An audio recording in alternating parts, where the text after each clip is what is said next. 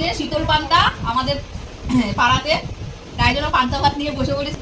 এখানে দেখো চানাচুর দিয়ে পান্তা ভাত, আবার বড়া,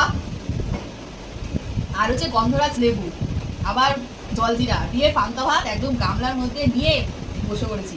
আমার তো সেই লাগে খেতে। খাচ্ছি আর টেস্ট করে দেখি কেমন মেখেছি।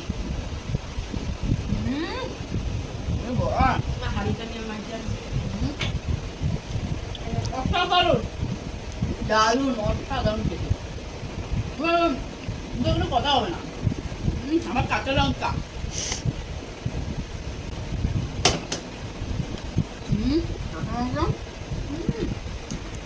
বড়া,